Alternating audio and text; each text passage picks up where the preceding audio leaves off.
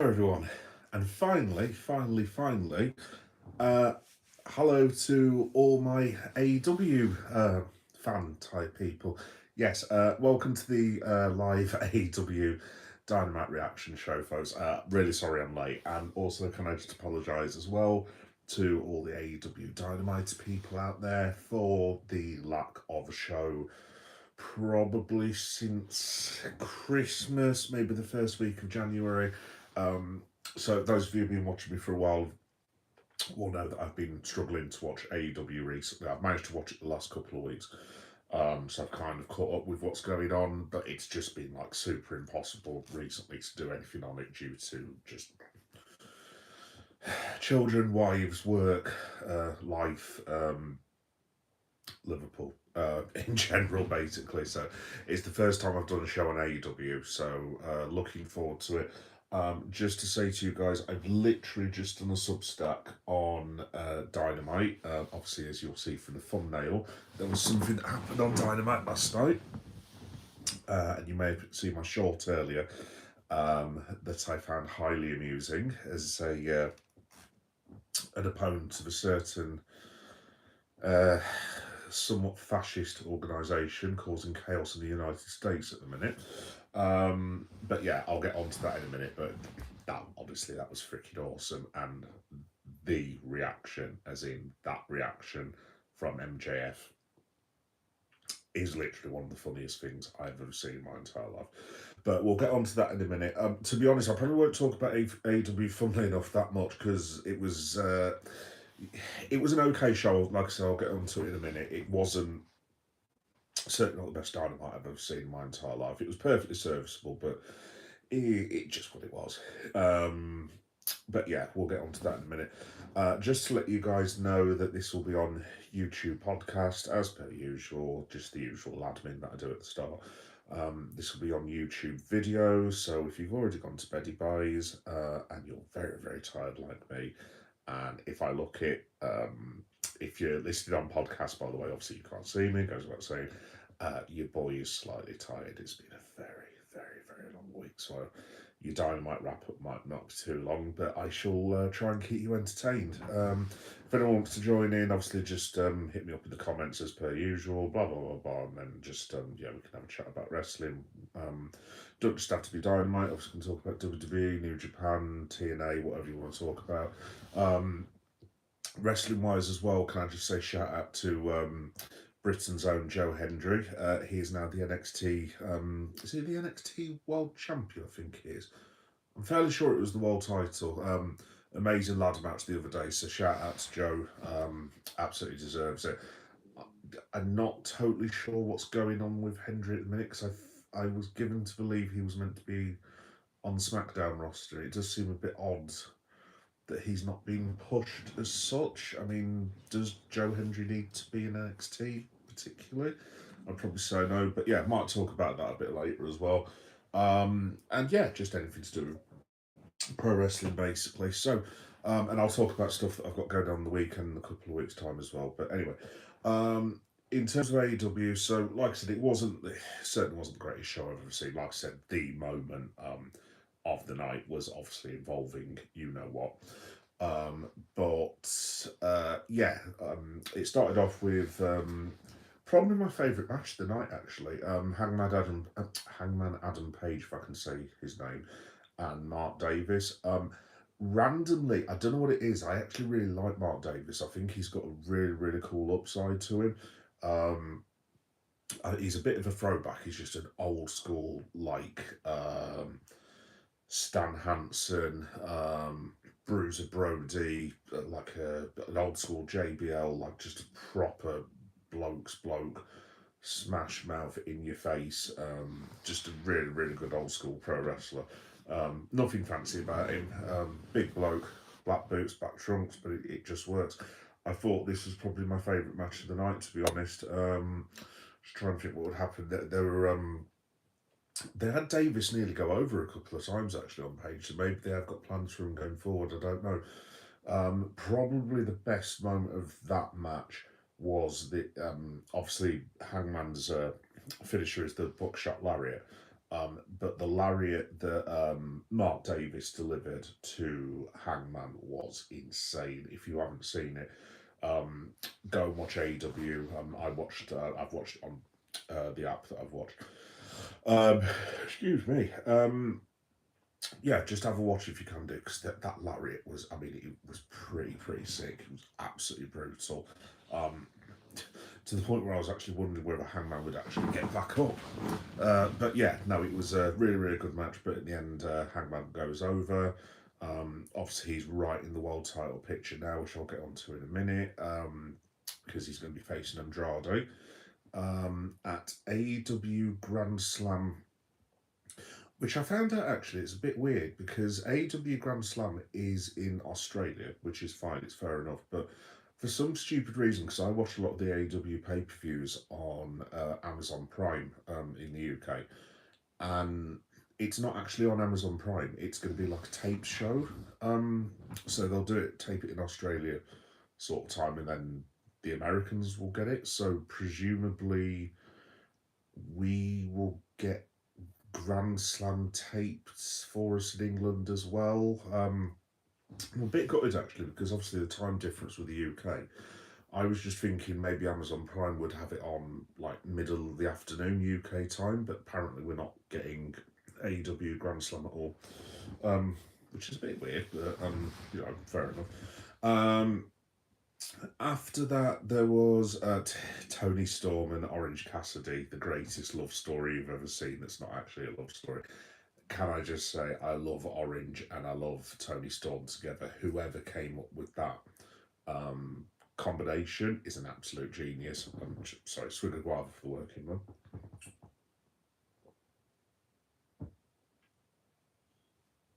Sorry, folks, long day. But yeah, they beat a random tag team. I'm not totally sure who they were. Was black fella, looked like me, except he's not fat and he had muscles.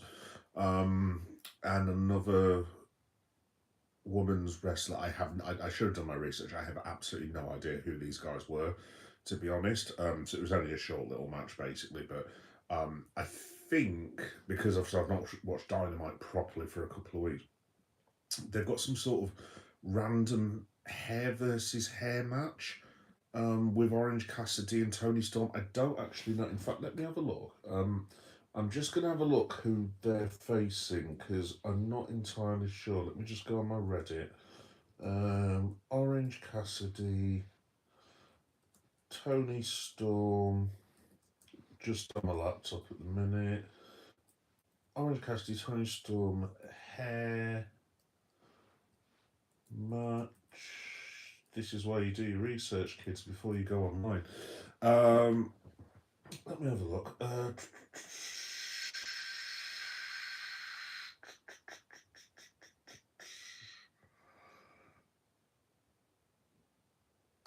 Orange Cassidy and Tony Storm. I'm just on somewhere called TJR Wrestling, actually. Grand Slam Australia.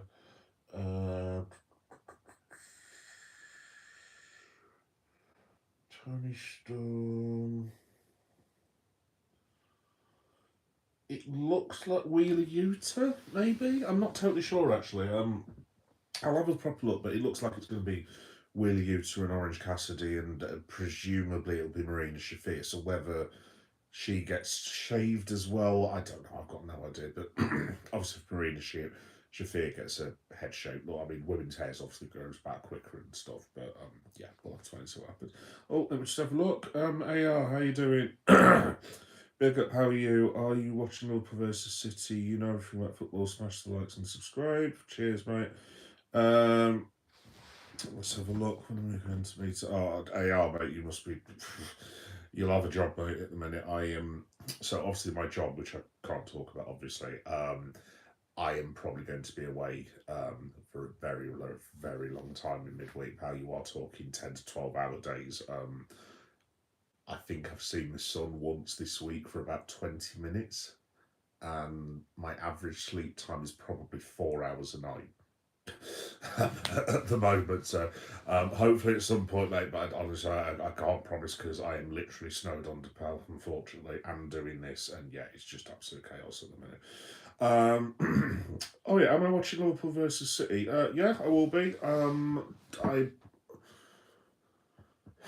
That is a point actually. I was supposed to have arranged that with the lads, and I've just suddenly realised I've done nothing with the sort. It's in 2 days. I think I'm watching it AR anyway. I should be. If I don't watch it with the boys, I will probably just watch it here. So I'll be doing live reaction to. In fact, yeah, I'll be doing live reaction to City Liverpool 10:30, 10 o'clock Sunday night, give or take. Yeah, so yeah, I'll be having a chat about the Reds, and I might talk about them a little bit on the show. Because obviously, those of you who don't know, I'm a massive Liverpool fan. Um, yeah, I'm actually pretty confident for the weekend. I think just because Man City's record at Liverpool is terrible. I mean, I think they've won. I've been a Liverpool fan since 1990, and I'd be very surprised if Man City have won at our place more than 3 times in that time. I think they beat us once in 1992, possibly in 2000.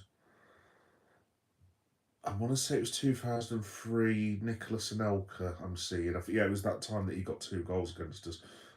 2 penalties, I think, and then obviously the one in the main COVID season, but there was no one there, so it doesn't really count to be fair. But yeah, no, I'll definitely be watching it, mate.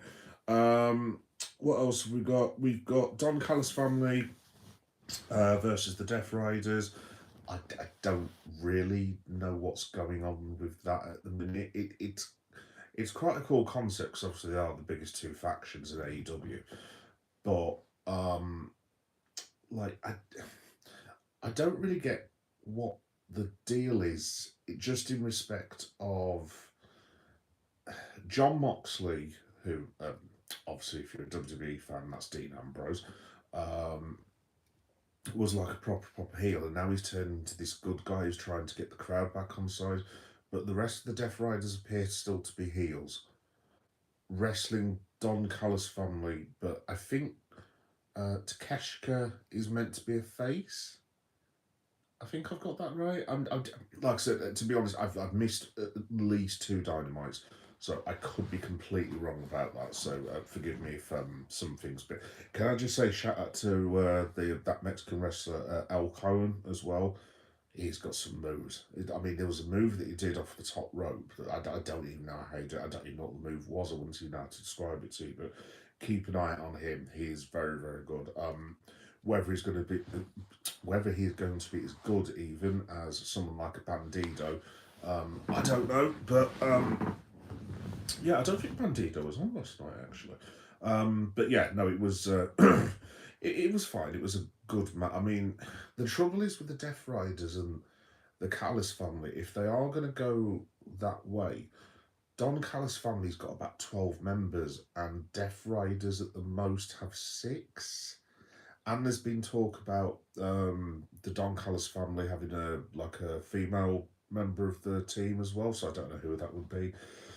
I mean, obviously it should be Dr. Britt Baker. That would make all the sense in the world. But I mean, what is going on with Britt Baker? God alone who knows. I mean, I could still see her debuting after WrestleMania. Obviously, her and Tony Khan has a huge fallout after that MJF fiasco with his now wife, which, depending on who you speak to, basically happened or didn't happen. So we'll have to wait and see. But yeah, I mean, the only way you can really do that, because the Death Riders are going to be outnumbered, I suppose you could have the Death Riders and maybe you, I don't know, you throw Swerve in there or something like that. I'm not too sure.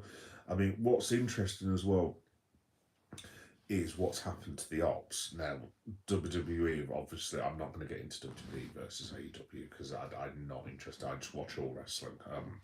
Guys, this isn't WCW versus WWE like back in the day. That was proper cutthroat. This is just 2 completely different wrestling shows. But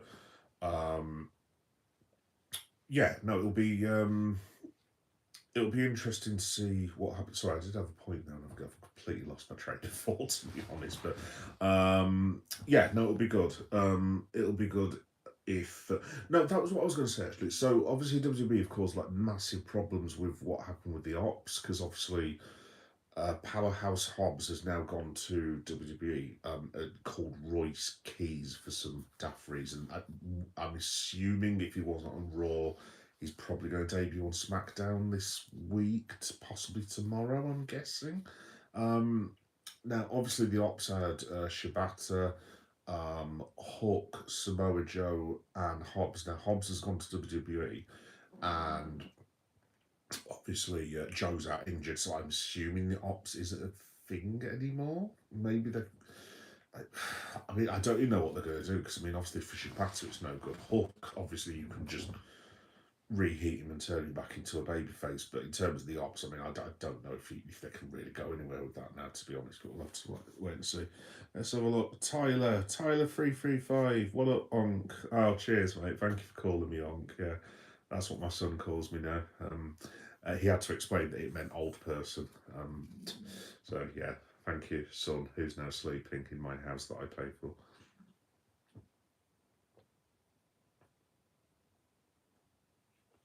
Ah, swig of guava for the working man.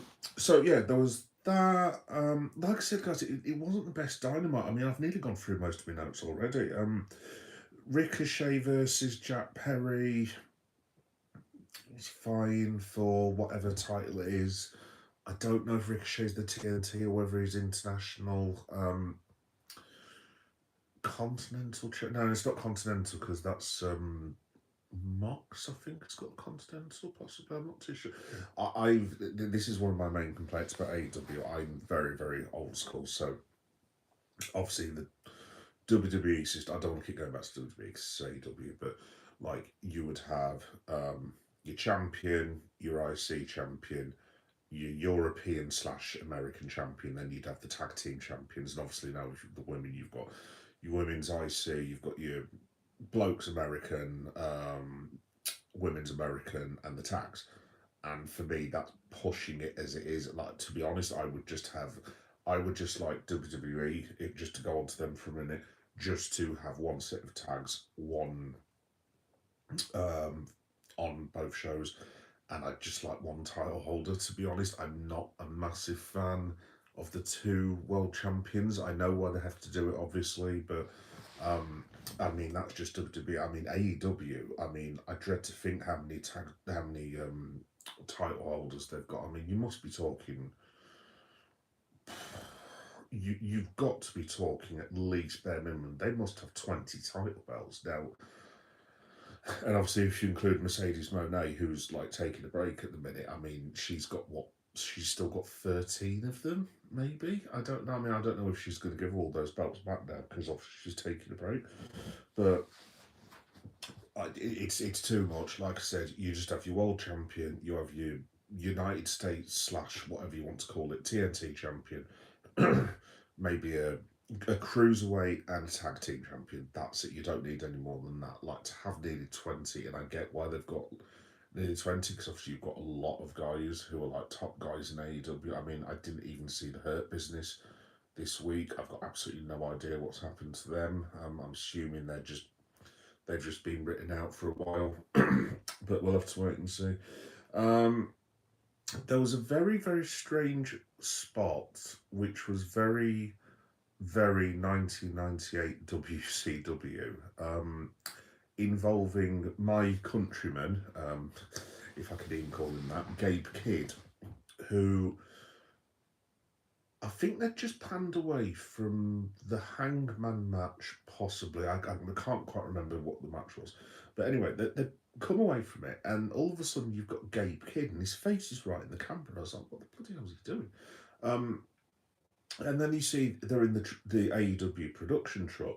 Now, forgive me for this, for anyone that listens to this on the podcast, but Gabe Kidd was with someone called Clark Connors, who basically looked like Kid Rock, only if Kid Rock wasn't a walking bag of herpes. Um, and yeah, so they said, we're going to put a video on now. And you're like, okay, as you would do. And it's Gabe Kidd in a car with this Clark Connors bloke, and they're driving along, and Gabe Kidd's like shouting at the camera, and they come out, open up the doors, and they've got this black sack that's tied to the car, which they've been driving through a desert, incidentally. And they open this bag up, and inside is Darby Allin. Now, like I said, I've missed a few Dynamites. So again, you'll have to forgive me on this, but I don't know how we've got from Gabe Kidd and Darby Allin having a really good pro wrestling match, by the way. And I can't remember when that was. I think it was World's End. How we've got from that to Darby Allin being put in basically what amounts to a death sack and being driven across a desert somewhere in America, I have absolutely no idea. And this is the one thing this is always the thing with wrestling and wrestling angles. Like, obviously, if you did that in real life, shall we say, you would be arrested and probably have your ass thrown in jail for a minimum of 10 years, because that's like attempted murder, essentially. You can't be throwing lads into black sacks or body bags and then driving them across the bloody desert in Arizona or wherever it is. So yeah, obviously with wrestling, you've got to have a suspension of disbelief, I guess. I mean, look, I mean, I've seen all sorts of wrestling. The Attitude Era, I mean, that looks tame compared to some of the weird stuff that used to go on back in the day. So yeah, not totally sure about that, but I'm definitely here for Gabe Kidd versus Darby Allin. Like I said, the match at World's End was really, really good. It was one of my favourite matches of last year. So yeah, who this Clark, what's his name? Clark Connors is. I mean, I pass by absolutely no idea to me. Let's have a look. Goku, hi Goku, you're all right. Goku Soulless. Is Ronaldo better than Messi, Onk? Oh, I'm not Onk again, guys. I'm not that Onk. Oh, it's because I've got the beard as well. And do you know what? I actually shaved this the other day, and like it makes me look. I still look fat, obviously, it goes without saying. But like when the beard's off, not many people can tell how old I am. But when the beard comes along, it's like a massive giveaway. Honestly, I look like Reed Richards after he's been for a night out on the ale, after a couple of days of not shaving. But who is better, Ronaldo than Messi? Oh, Goku. It's Lionel Messi every single day of the week, mate. It's not. Look, obviously, I'm a Liverpool fan, so I'm going to be slightly biased, but Cristiano Ronaldo. I answered this the other day, actually, funnily enough. Cristiano Ronaldo is one of the best professional footballers to ever play football. And it hurts me to say that as a Liverpool fan. It literally brings me pain in my guts to have to admit that. But Ronaldo is one of the best footballers of all time. Like I said, that makes me feel sick to have to admit that, but he is. Lionel Messi is so far above Ronaldo, in my opinion, it's unreal. Just for, I mean, I watched like I said, I answered this question the other day, and Lionel Messi versus Arsenal, I want to say 15 years ago now in the Champions League. I want to say it was quarter-final or something like that. Greatest individual performance I think I've ever seen by a footballer. He destroyed Arsenal, absolutely destroyed them. I want to say he ended up being 4-1 in the first half. And if you ever get a chance to see it, just type in Lionel Messi versus Arsenal and Barcelona, and it's one of the best individual performances you'll ever see. But like me and the boys used to go out to watch Barcelona play. So you used to have the Premier League matches. So you'd have the Sunday kickoff, and then you'd have the afternoon kickoff. This was when Sky still carried La Liga, and me and the boys would we used to have a slightly too much to drink, shall we say, more so than I do now.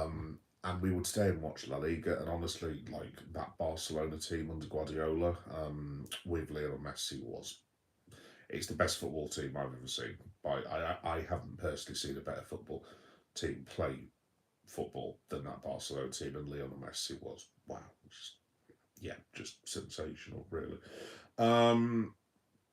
So yeah, time to go. Well, actually, first there was a match between Megabad, um, Megan Bain and I forget who the other lady is. So you'll have to forgive me. Not Harley Cameron because she's with Willow Nightingale. But possibly Penelope Ford, I think. who are now calling themselves Mega Bad, which is a terrible, terrible name. Um, the whole Megan Bain thing kind of hasn't worked for me. Obviously, she's got a really, really fantastic look. I mean, she's probably in the wrong wrestling company, Megan Bain. She just looks like she's got WWE written all over her, to me, to be honest. Obviously, athletic, she's tall. I'm not going to comment on her appearance because I'm an older man, but not for me, obviously, but I would imagine people who are half my age would probably say her aesthetic looks pleasing, shall we say. So she ticks all the boxes for WWE. But yeah, they beat the Babes of Wrath, who I think are still the tag champs. So I'm not sure what was going on with that. It was fine. It was an okay match. There wasn't really much to write home about. But the main event, obviously, you've seen my thumbnail. People who end up listening to this on YouTube podcast, by the way, obviously you'll end up seeing the thumbnail, and it's just a picture of MJF doing that stupid spurt that he did last night. So Brody King versus MJF was for the right for Brody King to get a world title match against Maxwell Jacob Freeman, which I think is happening in Australia. And yeah, so I'm just trying to fit. Yeah, so basically it was a match for Brody King to qualify in order to basically get a title shot against MJF in Australia. And oh, let me have a look, Johnny. Hey, how you doing, Johnny? You all right? Everywhere we go, everywhere we go. Well, I'm glad you do, mate. Not a lot of people have seemed to like me today, but yeah, fine. Cheers, Johnny. I appreciate that, mate. Thank you. Yeah, and then basically, some of you guys may have seen my shorts. Some of you may not have done. But they introduced Brody King. Then they introduced MJF. And just before they're about to lock up, and apologies for the kiddies who may be listening to this as a podcast, so parents maybe put kids to ears to kiddies' ears, blah blah blah. But basically, there was a very very loud chant. Bearing in mind this is on HBO Max, which probably did not go down very well. There was a very very loud and huge chant that went fuck ice, fuck ice, fuck ice, fuck ice. Now,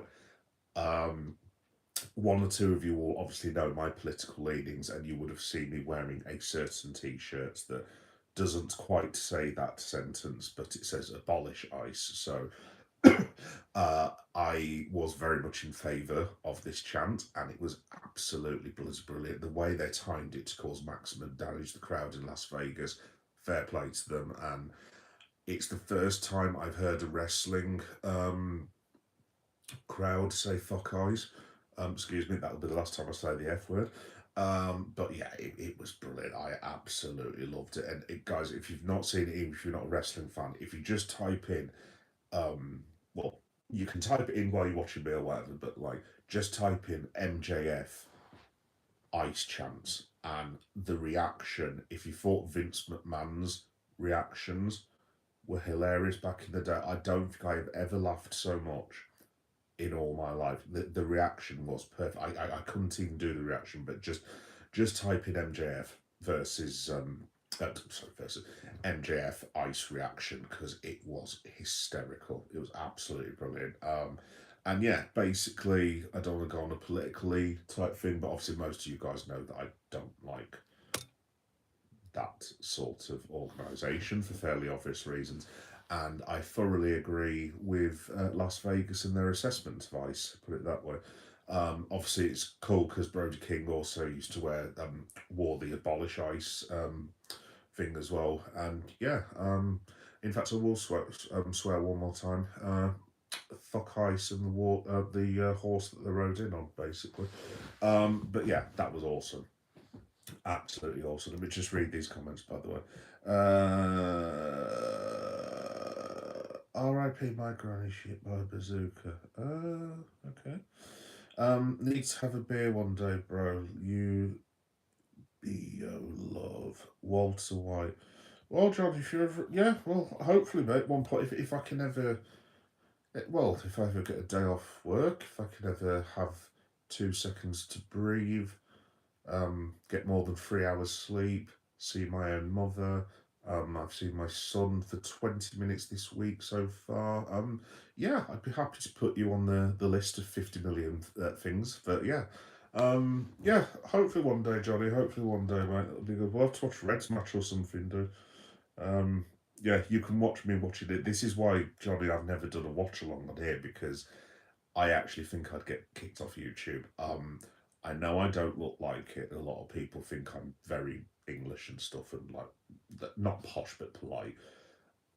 My head goes when I watch Liverpool. I couldn't explain to you why, and I could not explain to you. It's like I go into a trance.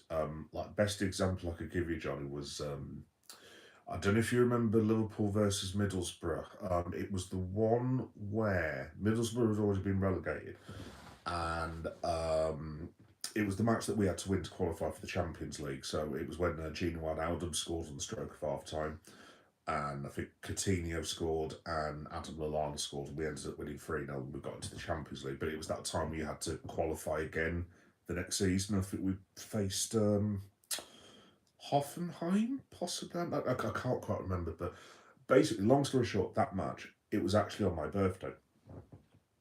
I didn't speak to a single person until the final whistle, mate. I had gone. I had completely and utterly gone. Tunnel vision. I ignored my brother. I ignored, it was like 50, literally about 50, this was a few years ago, so 15, 16 years, 16 people came out for my birthday. Didn't speak to a single person while that match was on. Um, and I didn't even celebrate when Wijnaldum scored because I was that lace focused. Because obviously we've not been in the Champions League for bloody years. When I think it was Lallana got the second, mate, literally my head just went.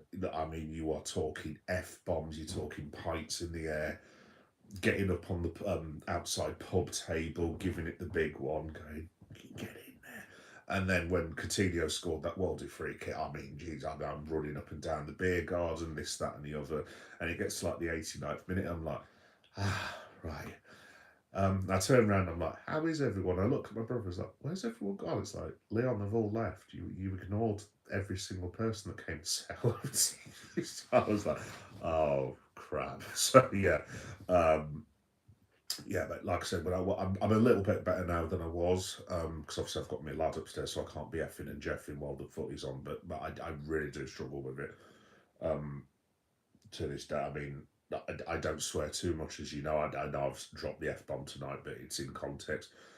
My language during football matches is atrocious, absolutely atrocious. I mean, I've got to so when it's the Saturday kickoff, I basically have to leave my lad at about 20 past 4 because he's old enough now. And I have to go upstairs basically and put the laptop on and basically just like shut all the doors just in case he can hear me effing and jeffing and this, that, and the other. But yeah, it's just because I'm passionate about it. It's just because I love the Reds. And yeah, but you see other people watching football. Sorry, wrestling fans. I'll get back onto Dynamite in a minute. But you see other wrestling fans and they're quite chilled with it, especially this generation now. But I'm just like, what the? This, that, and the other. So yeah, it's not a cool trait, but that's who I am basically. Let's have a look. Well, R.I.P. Granny Bazooka. Okay, that's strange. Cable. I'm assuming we're not talking the time travelling son of Scott Summers and Jean Grey. Fallout Season 2 review. Johnny. I haven't actually seen Fallout, so would you recommend it? Because it, you know, one of those things that you put on your watch list and then you kind of take off and then you put back on again. You're like, have I got time to watch this? Probably not. I'm a YouTube guy, well, literally, obviously, but most of my stuff I watch now is on YouTube. So obviously, I watch Red Men, Anfield Rap. What the hell do I? Chris Van Vliet, who interviews all the wrestlers. I watched this. I watched this really cool lad called Raphael Sahaman.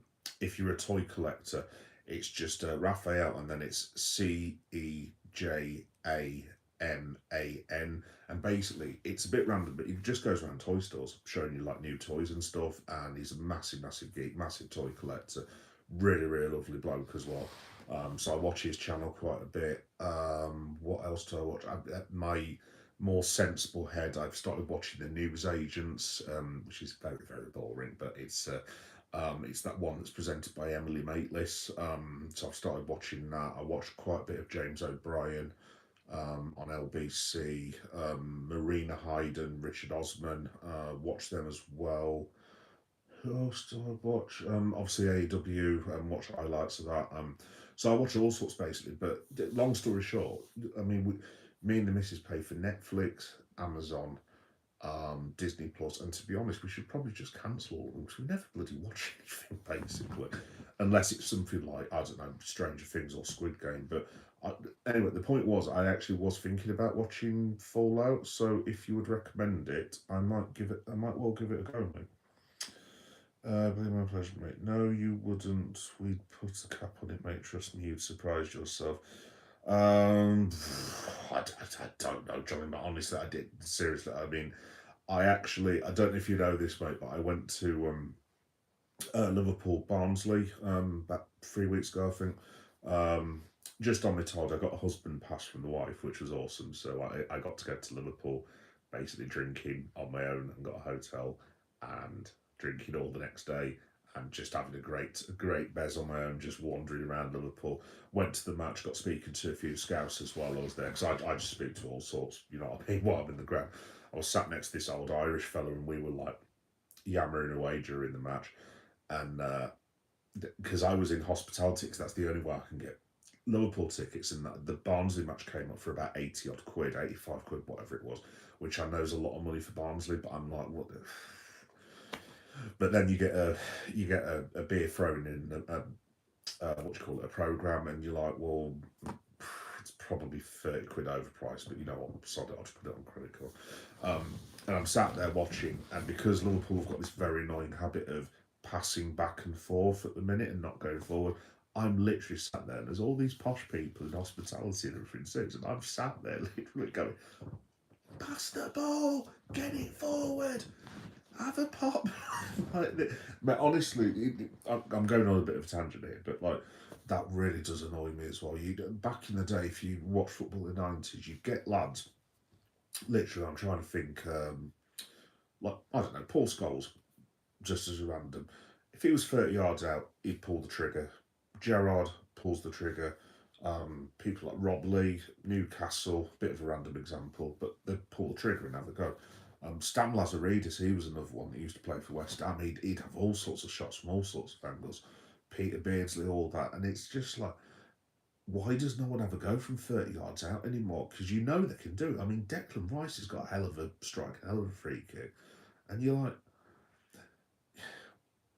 Declan Rice probably sums it up because he's fair play to Declan Rice. He's been the best player for my money in the Premier League this season, without a shadow of a doubt. And you see him get into all these positions, and I know Declan's a really good passer of the ball, but sometimes you just like, mate, just have a pop. And I don't think it's the players, mate. I think that's how they're being taught, and I think this is how a lot of the kids are being brought up now to watch the football and how to play football. It's just like, I get that you've got to do passing, you've got to have skills and technique and all that business, blah blah blah. But sometimes you don't need all this XG shit, and you don't need tactics and this, that, and the other. Obviously, you need tactics, to go without saying, but like, um, sometimes you just need a fella to get the ball 35 yards out, and he just need to put his laces through it. Boom, top right hand corner. And I just think that's been lost. It's like I was speaking about this the other day, actually, so I'll stop going on my rant in a minute. But um, like someone like Jack Grealish, if I was a Villa fan, because obviously Villa fans used to love him, because he was exciting, socks down to his ankles, goes on a bit of a dribble, tries to beat men, cross the ball in, gets it on the bloke's head. And people like seeing that sort of thing. And I don't have a go at Pep Guardiola at all. I know he plays very, very lovely football and this, that, and the other. But Jack Grealish has gone there and he's basically bled the football out of it. I mean, ironically enough, David Moyes actually probably plays more attacking football with Grealish than Pep Guardiola did, and it's just like, look, you just let these lads play. Anyway, I'll stop ranting because this has nothing to do with wrestling at all. But there we go. Hoffenheim away was Trent the set. Yeah, that was the one. Yeah. That free kick. I remember the free kick. That was awesome. Fallout 100%. Ah, right. So you'd recommend it. Cool. I'll put it back on then, mate. I will put it back on. Fallout season 1 episodes are all on YouTube. Amazon Prime, no excuses. Oh well, Johnny, like I said, I've got Amazon, so like I said, I was just umming and ahhing about watching it, but there's more and more people that keep saying watch it, so yeah, I will give it a go, mate. Hey DT, how you doing? You're alright. Nice to see you again, dude. Sorry about the visage, by the way. Your boy is very, very tired. Um, I know when you go on YouTube, you're meant to be like, "Hey, how you doing, everyone?" But I'm just like, "No, I'm tired. I need sleep." So, yes, there we go. Peacemaker season 2 review. You never did it. Trust me, I've got you a present. I didn't do it, Johnny, because I've not seen it. Is it that?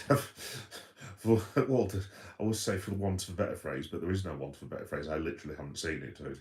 I am so far behind watching things at the minute. Lol, DT, yeah. No, dude. I'm honest. I'm like I said, I'm just absolutely shattered at the minute, dude. Absolutely shattered beyond belief. Um, what are we talking about? Yeah, Peacemaker. Do you know what? Actually, I don't think I finished the first series. Actually, let alone the second one.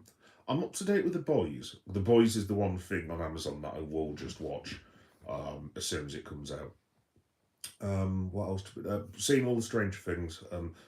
That still took me in the watch. So everyone else in the world was watching. They're all waffling on. Me and the missus were having to run past people like this just in case we end up hearing what had happened and all sorts. But we ended up watching it the other day. I actually thought.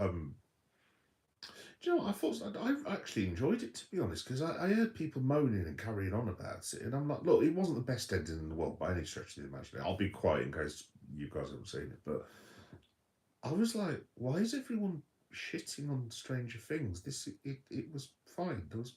I mean, there were, like I said, I won't say it just in case anyone's haven't seen it, but I thought the last season was a lot of fun. Really enjoyed it. So yeah. Anyway, was I going to say anything else about AEW itself? Seeing as I've been waffling on about utter rubbish for 10 minutes. Uh, just very, very quickly, not that anyone on the stream will be interested, because I don't think there's any AEW fans. But yeah, for the podcast listeners who will be listening, and thank you very much for the people who always listen afterwards. It's really, really cool. Just to say that Brody King did in fact beat MJF, so he will be in a match with MJF in AEW Grand Slam Australia, which, like I said before, we can't see in the UK because it's been pre-taped or something daft like that. I don't know, but I will try and do a review, but bearing in mind it's in Australia, one would assume even if it's on a tape delay, it's going to be about 3 o'clock on Saturday afternoon, which for those of us who have giant children running around is completely unhelpful. And yeah, do I need to say anything else? We've got Andrade versus Hangman. For those of you who don't watch AEW but know WWE, Andrade is in fact the same Andrade who was once Mr. Charlotte Flair in WWE. That same Andrade. So Andrade is going to be facing Hangman in Australia for the right to face MJF, and then whoever wins that match, if I've got this right, then faces MJF at AEW Revolution. And look, MJF is not losing that title for a long, long time. So the match against Brody King, he'll win. The match against Hangman, he'll win. And I don't see anyone taking him off it for a while. Until, of course, they get to AEW Wembley All In, which is from my stomping ground, England, for the podcast listeners. And that is my bet. I'm going to go with my countryman, a certain Will Ospreay, bruv, to dethrone MJF at Wembley Stadium in August. And that's probably it from AEW, to be honest, guys. I'm hoping to get my AEW all-in tickets for said event in London.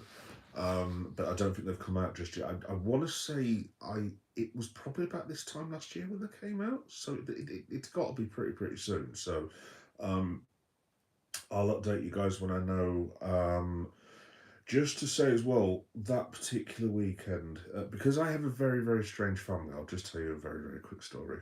Actually, just first, people didn't like the guy's power was being People didn't like the guy's power was being gay, pretty much long story short, oversimplifying. I mean, I yeah, okay. Don't bother me in the slightest, to be honest. You know what I mean? But like, I don't know, Johnny. To be honest, to be honest, no one mentioned that to me. A lot of people were really pissed about the Vecna thing. Again, I'll be quiet for anyone that's not seen it, but the most of the people I've spoke to, a lot of my mates I spoke to, seem to be really pissed off about the ending with Vecna and it wasn't satisfactory. Now that I would probably agree with because it wasn't the greatest end battle I have ever seen in my entire life, I have to say. But I thought the build up to it was really good. I liked it when they got to the upside down. I liked it when they went through that hole in the sky when they all nearly fell off that whatever you call it, like that massive tower in the middle of Hawkins, and I just thought it was really good. I thoroughly enjoyed it, to be honest. And it's just like I said, the ending wasn't the best. I actually quite liked the ending when they were all. Again, I'm trying to think of a way of not saying it without giving it away, but the bit at the end when they all go up the stairs, basically, I thought I quite liked that. The end bit, I thought it was absolutely fine. Um, but yeah, each their own, I suppose. I mean, put it this way, because I'm a binge TV watcher, the ending to now, you guys are a lot younger than me, so I don't mean this patronising, by the way, at all. But I don't know, like, if anyone even knows these programs anymore. The ending to Lost was dreadful. If you've not seen Lost, it's one of the best TV shows they've ever made, but it didn't go anywhere in the last season, and basically they shit the bed on it, and the ending to it was diabolical. The ending to Game of Thrones is the worst ending to a serialized TV show that I've ever seen. The last two episodes, I mean, I was raging with the end of Game of Thrones. It was. I don't know if all the casting directors, the actual directors, the ADs. I don't know whether they'd all been on the lash or they'd all been to Amsterdam in certain coffee houses. But I mean, it was just. I mean, I don't even know the words. It was. Um, uh, Atrocious, absolutely atrocious. I'm trying to think actually worst endings to TV series. Uh, yeah, Game of Thrones was awful. Lost was really bad. I never saw The Sopranos, but I know there was a lot of people who were really pissed off about the end. Apparently, it finishes mid sentence or something like that. I can't comment because I never. I've had loads of people complain about the ending to Breaking Bad again randomly of all people. I, I'm not going to get shouted at this. I've never actually seen Breaking Bad. Hands up, never. I couldn't even tell you a single thing about it. Um, but apparently there was loads of people that complained about that as well because there was something that they didn't like at the end or something to do with someone falling off a cliff or something. I don't know, but there was loads of people I know complaining about it. So I pass, no idea. I absolutely no idea.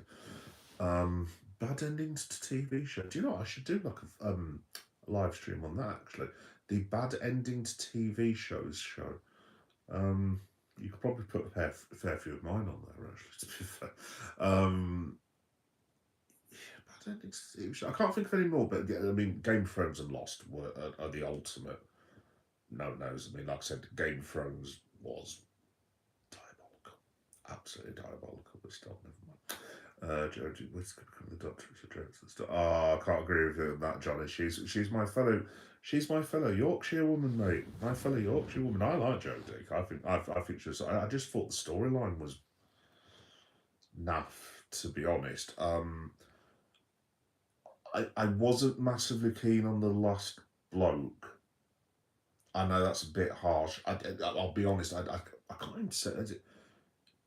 I can't even say his name. Is it Shooty Gatwa? Shooty Gatwa, I think is his name, and that the young girl with him. I just couldn't get into it. It was all right, wasn't too bad. I think the trouble with the Doctor Who thing, Johnny, for me was when they brought Tennant back. David Tennant's my favourite Doctor of all time. I know a lot of people go for Baker and this, that, and the other, but I never saw that. I did see it, but I was a very, very young kid at that point, so I honestly don't remember. I actually quite like Paul McGann in that TV movie that they did many, many years ago. Matt Smith, I really, really enjoyed, but for me, David Tennant's the best Doctor Who of all time. And when he came back, it was like an old friend just came through the living room. You know what I mean? It was so good. And then you had Donna as well, Doctor Donna. And yeah, it was really, really good. And then all of a sudden it's like, oh, no David Tennant, and we've got this guy. And then you saw this guy, and it's like, I'm not sure whether that really helped him, to be honest, because like I'm watching this fella and I'm like, you're not David Tennant. I liked I forgot his name, Scottish bloke. Oh, for God's sake, I forgot his name. You'll know who I'm on about. In the thick of it, completely gone. Can't remember, but I like the Scottish fellow. I thought, yeah, that's it. Yeah, Capaldi. Yeah. I thought he was really good just because he was a crotchety old bastard, basically. And I was just like, do you know what? He reminds me a lot of me, always moaning and carrying on. So I really liked him. I thought he was absolutely fantastic in it. Great, great performer. But yeah, like Tennant for me is the best Doctor Who of all time. Matt Smith probably a very close second. That movie they did with Matt Smith and David Tennant was brilliant. Absolutely brilliant. Loved it. I knew John Hurt personally. Oh, told my granddad was good friends. Oh, cool, nice one. Yeah, John Hurt, what an actor. Yeah, rest in peace, John. He was really good in V for Vendetta. He was really, really good. He wasn't actually in it that much. He only has a little bit of screen time, but when he was on like the whole fascist screen thing in V, he was really, really good. Really, really love John Hurt. What an actor, what a performer. Me and the War Doctor ate fish and chips together. Wow. Wow. Let's go, mate. Crikey. I saw Claudia Winkleman at a at Liverpool Lime Street Station 2 years ago. That's it. I, that's my only story, basically. Although, actually, thank you for reminding me of that, Johnny, because I have got a little.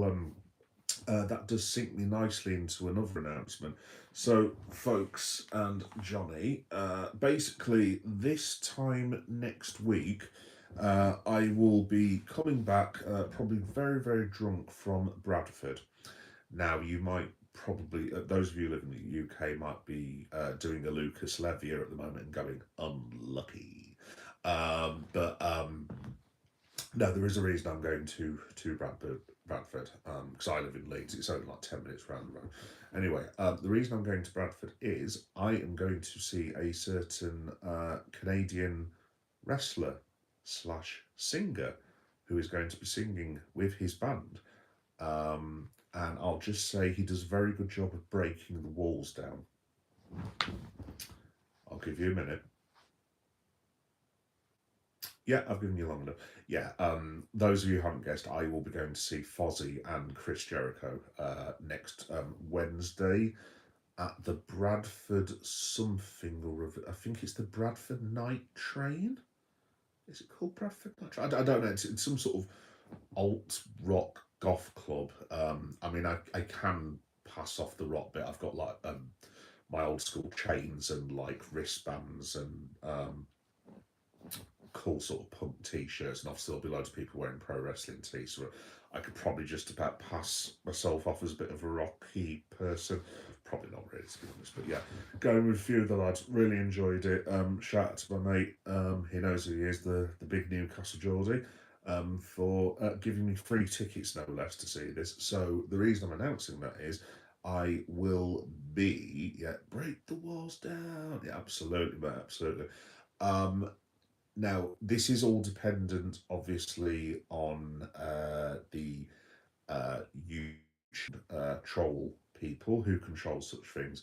Obviously, when it's music, for those of us who try to upload these things, sometimes they get a bit arsy on copyright.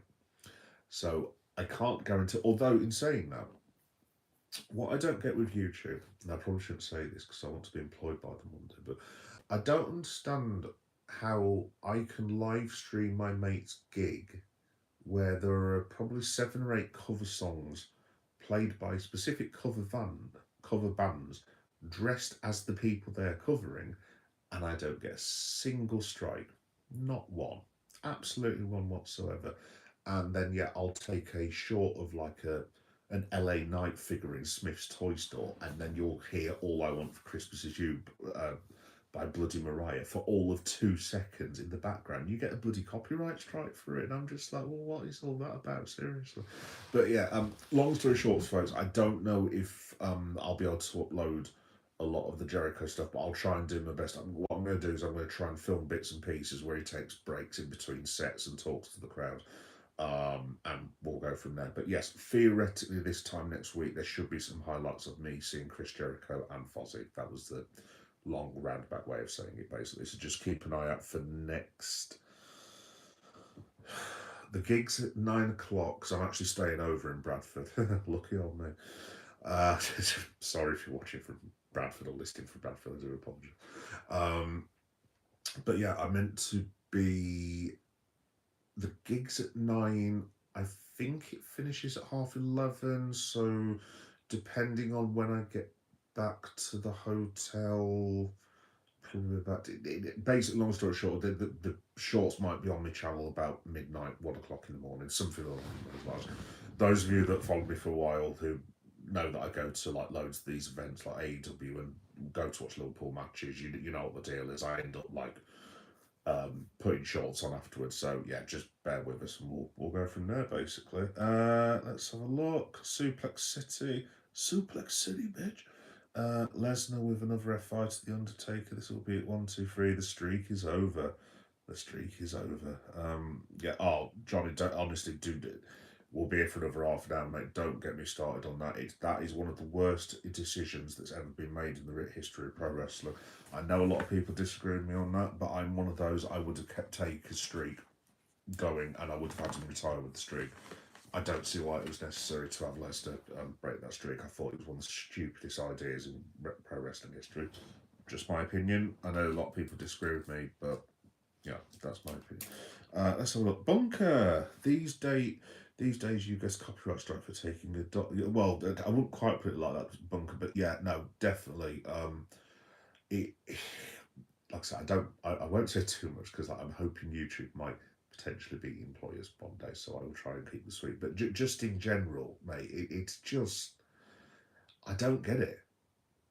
It literally like yeah. I've had a copyright strike. The weirdest one I ever had is not a copy. I keep saying copyright strike. It's not a copyright strike, but when it says when it's got that triangle warning thing and it's partially something. You know what I'm on about. I was walking through London and I can't remember what I was doing. I think I was probably at a football stadium. It might have been West Ham or something like that. And I'm taking a shot, 30 seconds. And there's a fellow that runs past me and he's got, them headphones you've got, but then you can blatantly hear the music coming out of them. Not blaring, but you can hear, and I can make out it was, I think it was, I don't know who it was, Kaiser Chief, something like that. And didn't think anything of it whatsoever. So I put this short on, and I put all the rest of the shorts on from the London Stadium. I've done about 10, done a vlog, done a live stream, no problem whatsoever. Loads of people watched it, brilliant, absolutely fantastic.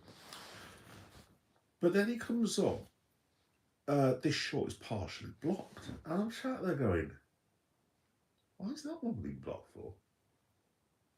I thought, have I taken a shot that I'm not supposed to have done or something? So I thought, I'll have a look. So I go on it. And just in the background, you can hear, I predict a riot, I predict a riot. Or whatever the song was. I don't know if it was Christ Cheese, but you get the point. And I'm just like, mate, you have got to be joking. It's on some fella's headphones. What, seriously, that's just bloody ridiculous. But honestly, that sort of thing, mate, it drives me up the wall. Absolutely drives me up the wall. Because then the way I do it with my laptop, which I've got here, you've then got to go onto your music, and then obviously you've got to replace the song and so on and so forth. To be honest, I put a lot of music to the shorts anyway because I quite like it. 'Cause it's quite cool, but it's also a pain in the arse and a complete pain in the backside.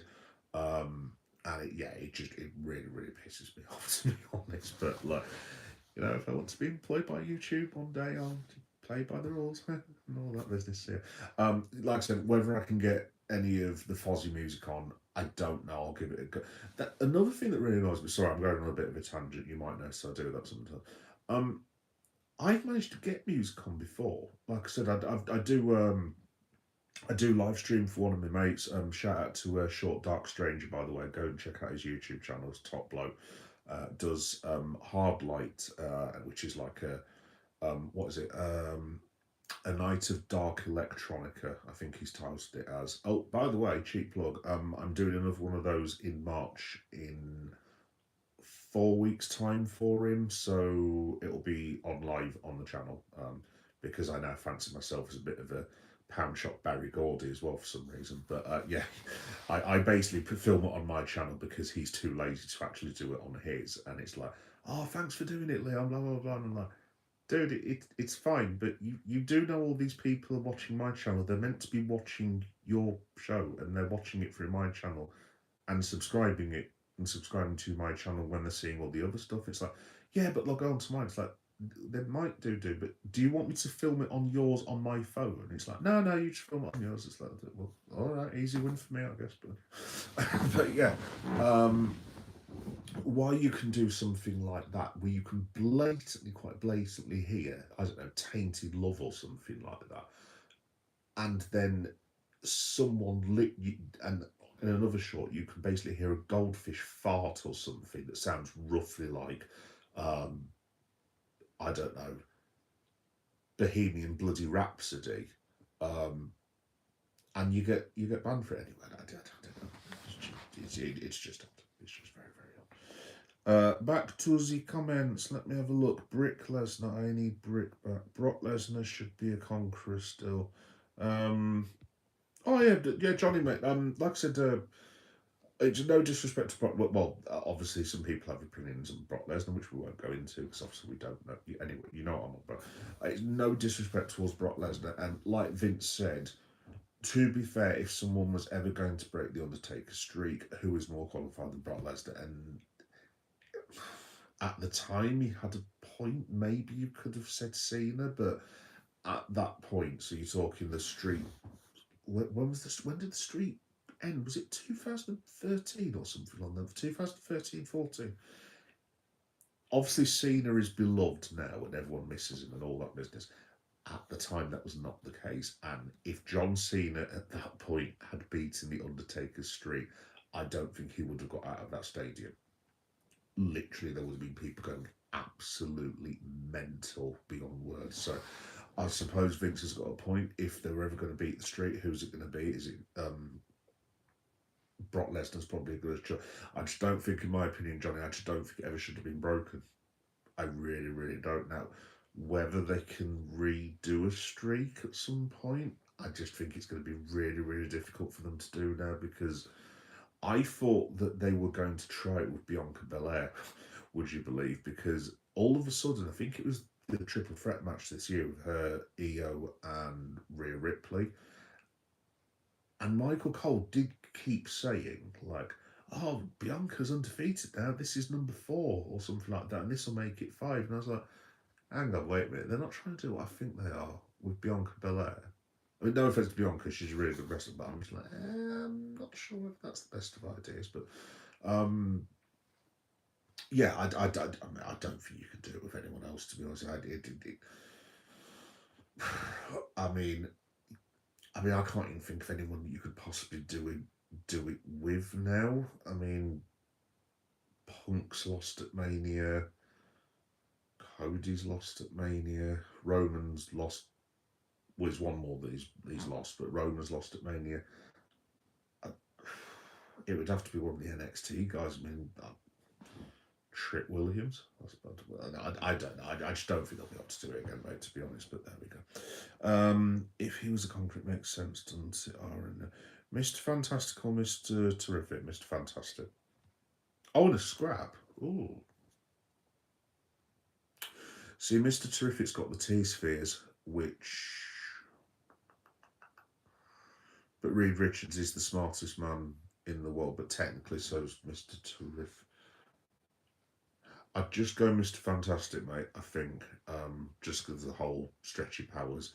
But then again, he tried to use stretchy powers against Wanda Maximoff, and that did not work out very well for him, unfortunately. So there we go. Let's have a look. Bunker-wise, hot take. Roddy Piper was the greatest wrestler of all time alongside Stone Cold.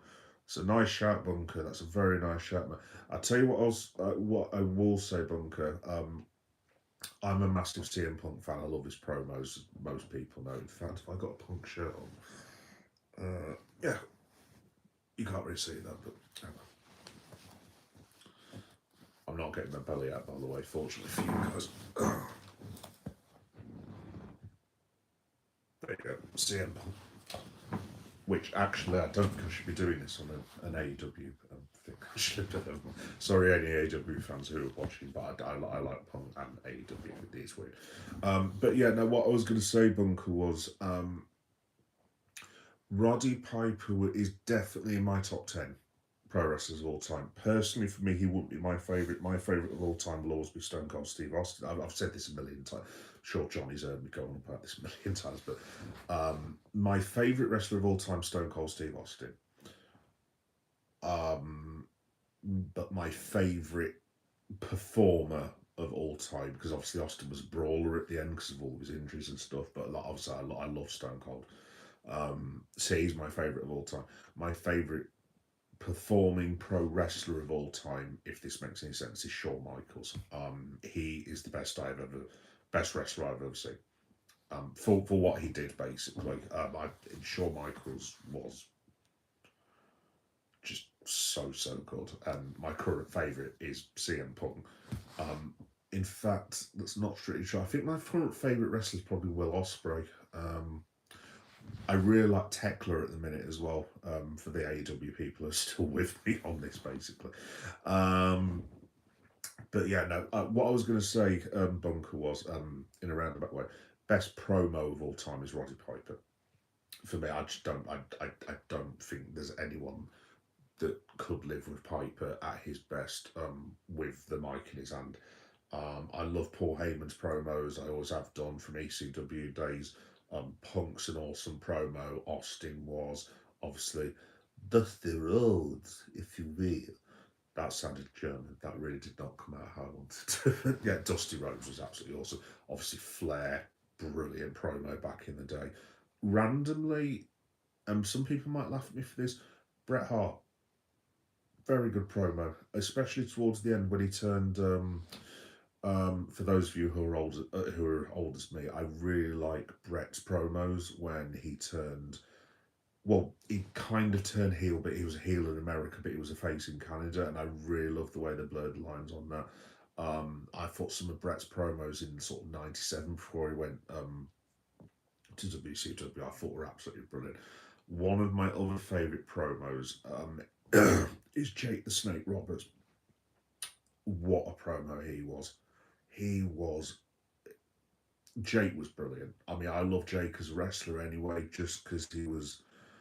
I wouldn't say he was scary, because obviously I knew at the time that the wrestling's work and all this, but I really love Jake's promos. I thought they were so good, so intense.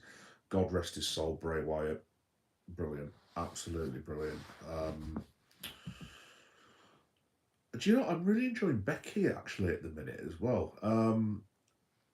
Just because she's just a complete arsehole, basically. I really like Becky Lynch's promos at the minute. But yeah, Bunker, I think that Roddy Piper is the best promo of all time, in my humble opinion. But other opinions are out there, basically. Nah, that's Hulk Hogan. He. Oh, yes.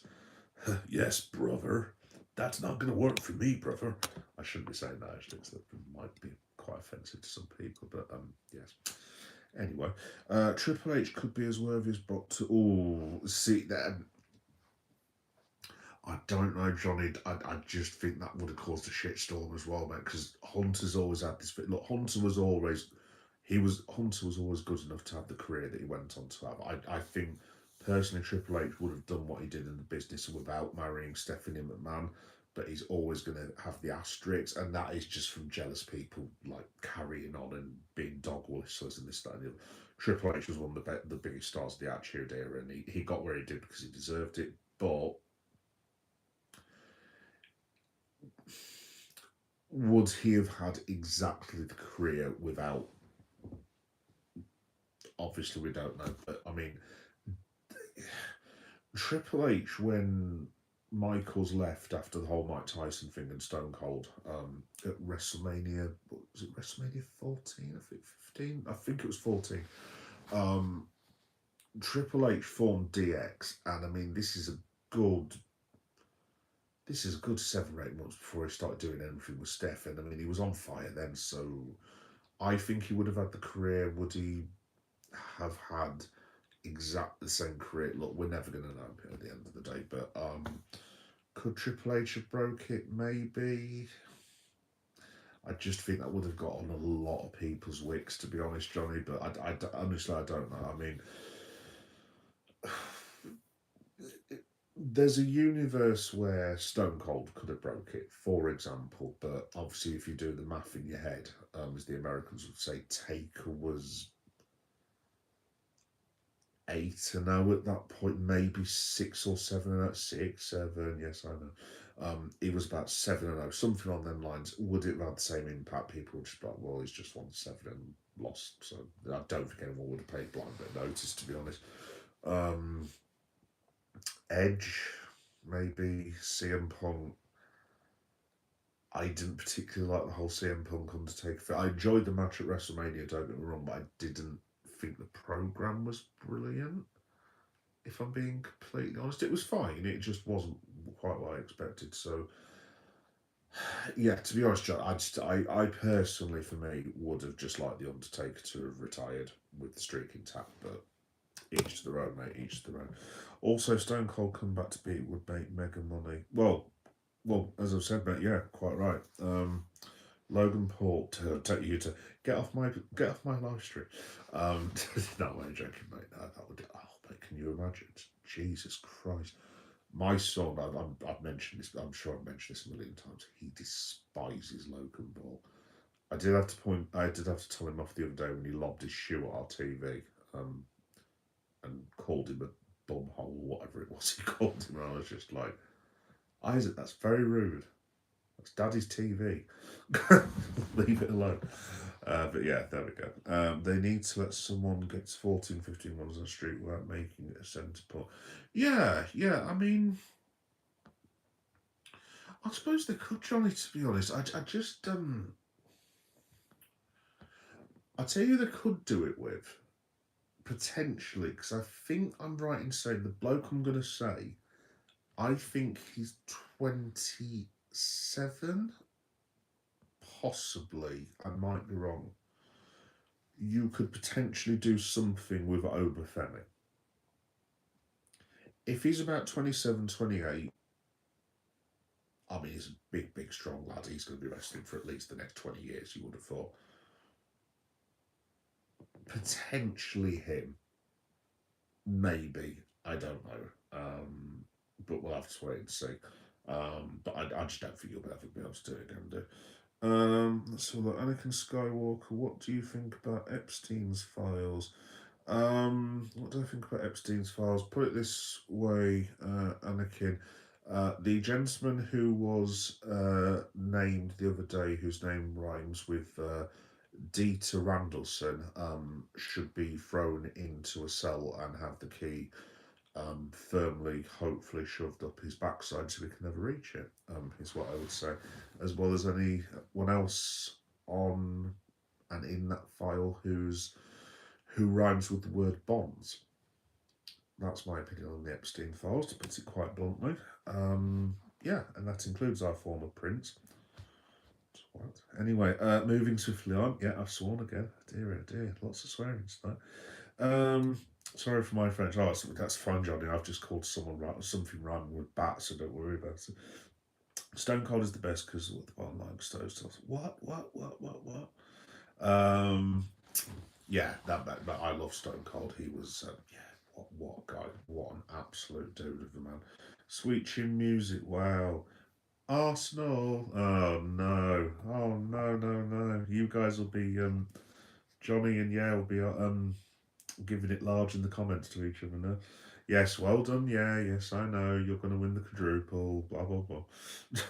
And my vaunted Liverpool will be winning a paper cup at the moment. But although we have just scored 10 goals in 2 games, so plus you need us to beat Manchester City, so which we will do. That's my prediction, by the way. In fact, I'm going to look rather stupid, but I'm actually going for Liverpool to beat Man City 3-0 at the weekend, which is why Man City will no doubt win 4-1 or something daft like that. Arsenal's going to bottle it. It's happened. It's happened again. Arsenal Football Club second again. I hope you're having a fab week. Like and subscribe. Oh, thank you very much. Yeah. I'm all right. I'm all right, dude. I'm all right. I'm just that if I look very tired, yeah, it's because I am obscenely tired. It's just been one of them weeks. It's not been the worst week of all, but you've just got to work really hard. It's just been one of those, like, literally me and Mrs. Meta, I'll call her, who is happily snoring away upstairs.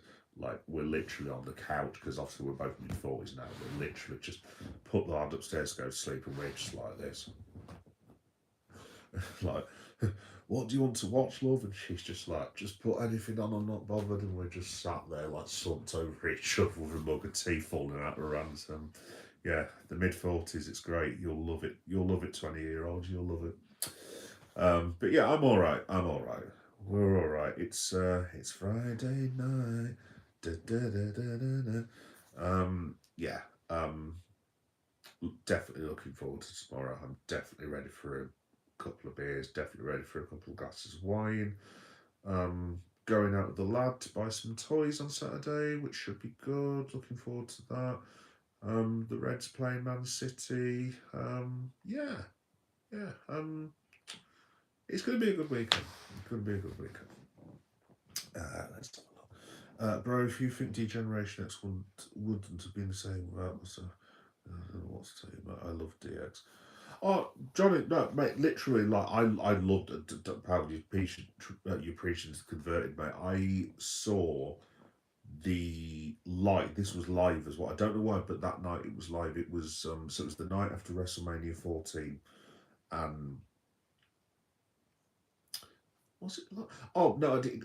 So back in the day, obviously, for those of you who don't know, Monday Night Raw was on Sky Sports, but they'd show it on a Friday night, and me and the lads had been at. This is a few months after my old fella had died, and so it was after WrestleMania. So this would be about mid-April '98, something along the lines. And we're sat at my house drinking beer and carrying on, and this, that, and the other, as you did in the '90s. And I remember Hunter came out because we were both big Sean fans, and he was like, "I'm going to form the DX Army." And we both looked at each other and were like, "Oh my god, this is going to be." Because this was before Triple H, because he was always kind of the second to Michaels, and we were like, "Oh my god, this is going to be bloody awful." And then all of a sudden, X-Pac came out, 6 from WCW. And because my mate knew WCW, and I didn't watch WCW at that point, I was like, "Who the hell is this?" And he was like, and he explained to me who it was. I was like, "Oh, okay, fair enough." And then X-Pac did that killer promo about Hogan, and I was like, "Yeah, I'll give it a watch." But then at the end of that night, this is how old I am. At the end of that night, the New Age Outlaws were in. I want to say they were in a cage match. Possibly, I could be wrong about this, so if I've got it wrong, I apologise. But I think possibly against Mick Foley and Chainsaw Charlie, who was Terry Funk. And I think Hunter and X-Pac came out and helped the Outlaws win. And then, like I said, I could be wrong about this, but all 4 of them sat on corners, raising their hands in the end. They had the DX shirts, they threw it to Road Dogg and Billy, I think they gave the DX shirts that night. And we were just like, do you know what? That's pretty cool, actually. And then from there, DX just took off. I mean, I brought about 6 weeks later, I bought a DX shirt, and this is before you had like Tinternet and this, that, and the other. So you had to go and get it. But they used to carry like WWE shirts and in HMV in Derby that I used to live, and I bought this DX shirt, and obviously wrestling wasn't as popular just at that point. But me and one of my best mates would go out in like NWO shirts and like DX shirts, and occasionally you'd meet a wrestling fan. You were like, oh, 316 DX, like that, and this, that, and the other, and suck it, and all that. Yeah, dude, what a time! What a time! I miss it to this day, but yeah, I love DX. Absolutely love DX, Johnny. It was, yeah, the amount of times I did the DX chops. I used to do it to my mom as well. And she was just like, you can't do that to your own. But there we go. Yeah, but dude, they were cool. They were very, very cool. Edge was as compared to Daniel Bryan. Oh, Edge is actually the boring guy to me. Oh, fair enough. But if you're not a fan, you're not a fan. To be honest, mate, Edge, well, Adam Copeland as he is in WWE, he's never been one of my WWE. Sorry, in AEW, he's never been one of my favourites particularly. I respect him for what he's done in the business, but yeah, no, give me Brian Danielson any day of the week, mate. Brian Danielson is one of the top 10 wrestlers, one of the top 10 wrestlers of all time for me, as far as I'm concerned. Should football be in the Winter Olympics?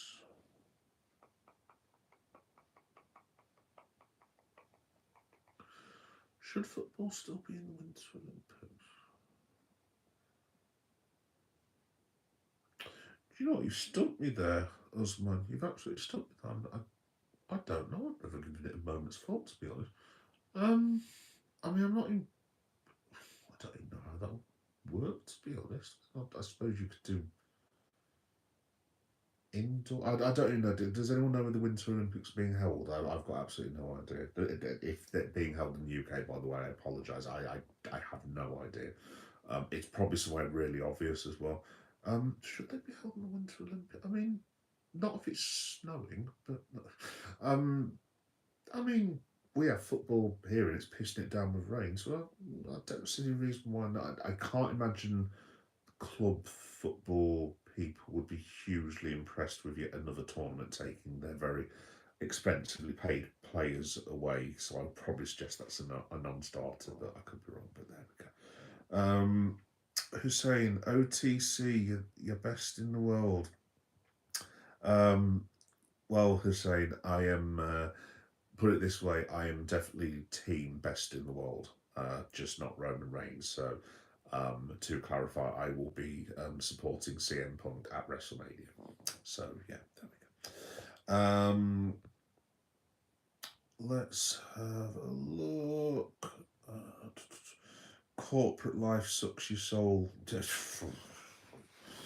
Tell me about DX. DX. Oh, that's one. Cool. Ironically enough.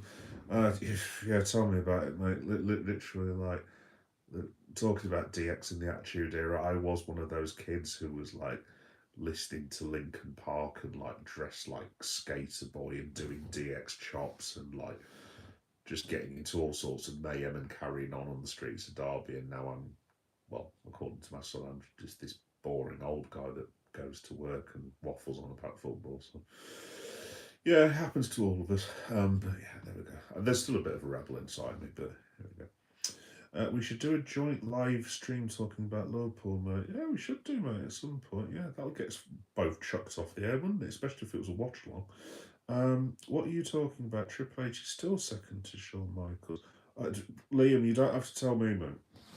You don't have to tell me, pal. Like I said, I don't know if you missed it, but like I was just saying about 10 minutes ago, Shawn Michaels is my favourite professional wrestler of all time by a country distance. Again, like I said, my favourite of all time is Stone Cold for a personal point of view because he got me through a very, very bad time in my life after my old fellow died. And I know this sounds, I've told this story hundreds of times, but I know this sounds really, really daft, but I don't think that I would have got through that without Stone Cold Steve Austin. And again, I've said this a million times. I don't want to repeat myself, but if I could ever meet Stone Cold, I would love to tell him that.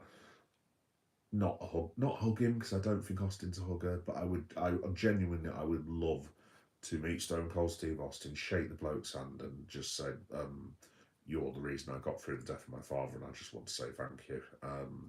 And yeah, that is the genuine God's honest truth. I would have survived, but like it was. Yeah, go on. I'll tell the story again. So basically, it was a couple of months before WrestleMania, and obviously my dad had passed, and I wasn't doing very well, drinking and carrying on and all this.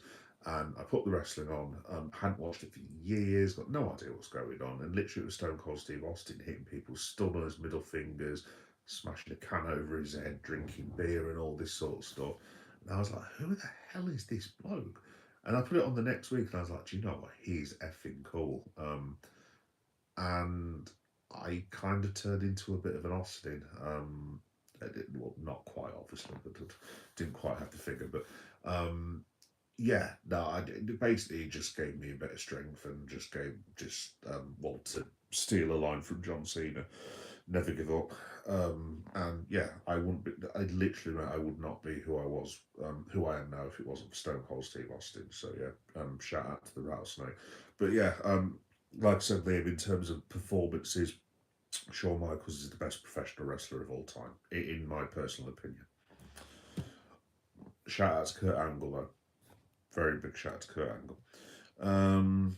I never got Edge and his push. Ooh, in the comments.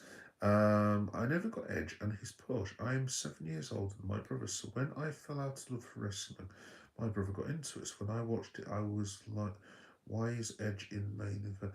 Ah, so I think, Liam, you're probably the same as me, actually. So I got into WWF as then was in 1990 to 1992. So Hogan, obviously Ultimate Warrior, Sid Justice, Papa Shango, the Barbarian, Rick Martel, Jake Roberts, Virgil, Million Dollar Man, Ted DiBiase, Legion of Doom. That was my era. Obviously, God rest his soul, Davey Boy Smith, and Brett, and again, God rest his soul, Jim Neidhart. That was my era. And then I went to school and I discovered girls. Uh, so that kind of took me off track a little bit actually for a few years, as it does with all boys. The only reason, like I said, I got back into pro wrestling was because I was mourning my father. It literally that literally changed my life because I'd not seen wrestling. I had no intention of ever watching it again. And if I'd not clicked that channel and not seen Stone Cold Steve Austin, I don't know if I'd be watching wrestling now. It was a cosmic fluke, basically. But I watched it all the Attitude Era, and I was watching WCW as well. And this was at the point that the old people like me will know this, but obviously now you can watch things on delay. You can have two screens on one laptop. You can have two laptops, a TV, whatever you want to do. You can watch wrestling at the same time and do all sorts of things. Now, back in the day, I used to have to hook up another TV that I had to grab from the garage, get one of those extension cable things, whatever they're called, not extension cables, four-way plugs, because WWE was on at the same time as WCW. And so I'd try and record WWE, but I wanted to watch WWE, but then I couldn't record WCW. And sometimes, literally, when I couldn't be asked doing that, I would watch WWE, and then it would go to an ad break for like 5 minutes. So I thought I'll put WCW on. There'd be some huge angle with like Goldberg or Luger or Stinger or I, I don't know, NWO Nash, etc., etc. And I'd be like, oh, this is really, really cool. And I suddenly realised, oh shit, I had Raw on for about half an hour. So then I'd go back and have to what? Yeah, it was honestly, kids, now you have no idea how lucky you are if you're an AEW or WWE, New Japan, NXT, TNA, Independence, whatever it is you watch. So much easier now, so much easier because back in the day, like I said, we used to drag 30 stone TVs in from the back garden and hook it up to a bloody generator to watch two lots of things. But there we go. Why was that? Oh yeah. So sorry, Liam. To finish that off. So yeah, But then I went to university, so I watched all of the Attitude Era. And then girls came along again, unfortunately, or fortunately, if one can say such a thing. And I didn't watch, so I missed all of the Ruthless Aggression era, which I think was when Edge was doing quite well. And I kind of dipped in and out, and I was like, why is JBL the world champion? There's no offense to Bradshaw, obviously, he's had a really, really good career, but I was just like, what is going on? I was like, where's Austin? Where's The Rock? And then I heard Austin retired and The Rock had gone to Hollywood. And I think Kurt Angle was injured or something like that as well. And I was like, and that was around the time Jericho left the first time. So about 2005, 6, I was like, what is this rubbish? And genuine as well. If Ruthless Aggression era was your era, honestly, I don't mean this disparagingly because I know it means a lot to a lot of people. I was just watching it sometimes. And I don't want to like shit on people like Dave Bautista because again, obviously, fair play to Dave. He was a tremendous professional wrestler. Just wasn't my particular cup of tea. I like Batista, don't get me wrong, but I probably like him more as Drax and as the really fine actor he is now. But like back in the day, I was just like, what am I meant to be watching here? Like, why is Edge having live sex celebrations with Lita in a bed? Like, why is Rey Mysterio winning the Royal Rumble and then winning WrestleMania when he's about as big as my remote control and that stuff? And I'm just like, well, I don't know. But then I ended up getting back into it about 2009 because I was sat around drinking with my mates, surprisingly enough, and my ex was there at the time. We got talking about WWE. Sorry, there is a point to it. We got talking about WWE as was, and one of the lads, I can't remember how it came up because we'd had about 50 million cans of lager by that point. We were like, oh, we should watch the Attitude Era. It's all on YouTube now, and like because if you can believe it. Bearing in mind, I'm technically now a YouTuber. I turned around to one of the lads. I was like, "You are?" I was like, "What do you mean?" So, what do you mean?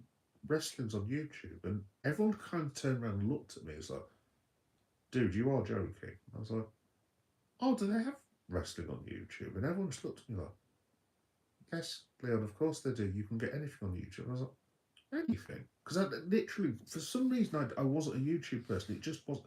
I was still watching normal TV, like Channel 4 and all that business. And I was just like, oh, they have all this on YouTube. And literally, I was like saying stupid things like, oh, guys, this is brilliant. Did you know you can just type in any song that you want and you can make an actual playlist out of it? And my ex was sat there going, just like, Jesus Christ. Yes, this has been around for 7 years. And I was like, oh. Anyway, long story short, I managed to find a channel that had uploaded every episode of the Attitude Era, but it also uploaded all the SmackDowns and all the Raw after. So I went on like this tear basically of trying to catch up on everything that I'd missed for 7 years, and I managed to do it in about 3 months. So I kind of caught up with everything. And I'm getting to the point of the story now. And I was watching one night, and William Regal was still wrestling. I was like, oh, I like William Regal, top bloke, great wrestler. And I was like, who's that fella with the Tate White thing with the X's that keeps doing that? And he's got like this scraggly long hair, and he's got tattoos all over him. I don't know why, but I'm quite drawn to him. Anyway, that was CM Punk. Again, fluke. If me and the lads hadn't been like drinking away after a night out at bloody Majestics in Leeds, and someone hadn't said, "Oh, we should watch the Attitude Era," I don't think I would have got back into it. And then obviously got into CM Punk, and what am I trying to say? Yeah, got into CM Punk, and then Punk left. I had a bit of a tantrum, and I was just like, "No, I'm not going to watch WWE anymore." And then I fell off hard for at least 4 or 5 years because at that point. Again, guys, if it was your era, I don't mean this rudely, but I'm sorry. I thought that the content between 2015 and 19 was appalling. It's the worst era of wrestling I've ever seen in my entire life. Cut to 2019, AEW, which I started off talking about, and technically this is meant to be the AEW reaction show, and it kind of ties in. Um, it was, who was it? Not Dave LaGreca, he's from Busted Open. Dave Meltzer had that bet on Twitter where he was just like, I can't remember what the exact bet was, but I don't think an independent show will ever sell 10,000 tickets in my lifetime or something like that. And Cody Rhodes obviously answered it, and he was just like, I'll take that bet, Dave. And then obviously that was where the first AEW pay-per-view was. I watched it. I was quite impressed with it. Watched the first AEW, and then obviously Mox debuted, which was awesome, and Jericho was in it and stuff. And I was just like, oh, do you know what? I'll give this a watch actually. And that again got me back into wrestling.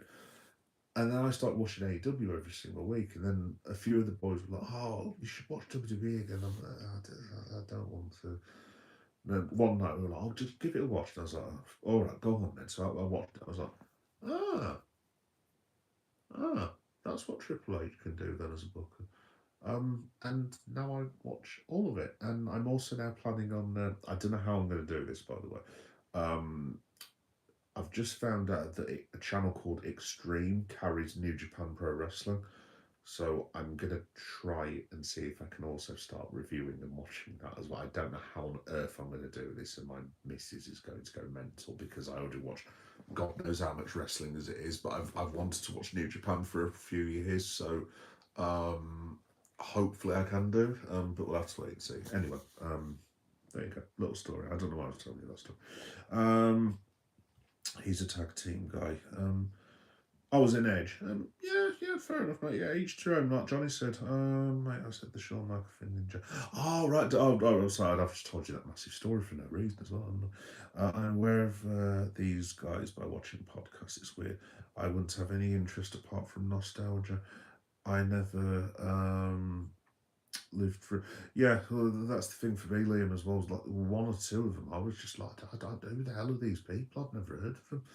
All my life, JBL was the biggest shot. Again, how is Bradshaw now the biggest bad guy? I don't know. Like, to be honest, no offense to JBL, I know he's had a really good career and fair play to but I actually quite like that thing he was doing in TNA a while ago, where he was dressed as they kind of dressed him like the Saints of Killers from the Preacher TV show that they had, and I quite like that gimmick actually. But like literally, me and one of my mates were on a lads' holiday in Ireland years. It's about 20 odd years ago now, and for some reason the hotel was showing WWE live, and they were streaming the pay per view live. I was like, oh sweet, oh well. So we sat in the bar, and they showed the card, and sorry, I mean, WWE only does like 4 or 5 matches on the card now, obviously, but this was the era, if you remember, where there was like 10 matches. And I'm sat there and I'm like, that is the worst professional wrestling card I've ever seen. And I feel really guilty about saying this now because obviously Eddie Guerrero was one of the best of all time. But at that point, he'd not got to main event stated. He was still a couple of years away before all the Brock Lesnar stuff and all that. And I think it was JBL versus Eddie Guerrero. But the thing is that there'd been no build up of Eddie at all. Well, there had been a little bit, but like, I think he'd had all his addiction stuff and they brought him back and so on and so forth. And I was just like, Eddie Guerrero versus JBL. And I was like, dude, in the Attitude Era, that would have been a curtain jerker match. That literally would have been middle of the card between a Rock or an Austin segment. You know what I mean? It was just like, what is this? So, and I feel like I feel really sorry and guilty about saying that about someone like Eddie because he was one of the best professional wrestlers of all time. But it obviously at that point, WWE wise at least, he wasn't. But you know, you were a great, educated, wonderful person. So I would like to have a coffee with you. Lots of knowledge, great talk, and everything. Words and skills. Oh, thank you, AR. Cheers. That's very, very nice of you, lad. And thank you, Liam, as well. Life of Tour. Hello from Tanzania. Hello from Tanzania. Hi from Leeds, West Yorkshire. Leeds, West Yorkshire, lad, in England. That's how they speak here, by the way. I wasn't taking the criminal, but yeah. Right, folks. Bloody hell, I've been on for an hour. I wouldn't expect this to be on for an hour and a half. By the way, just very quickly, I hope, can someone just confirm that I haven't nodded off? By the way, I know it sounds like a really, really daft question, but I actually suffer from sleep apnea. And sometimes I can feel my head going, and I have wondered sometimes that I hope I've never fallen asleep during a bloody live stream.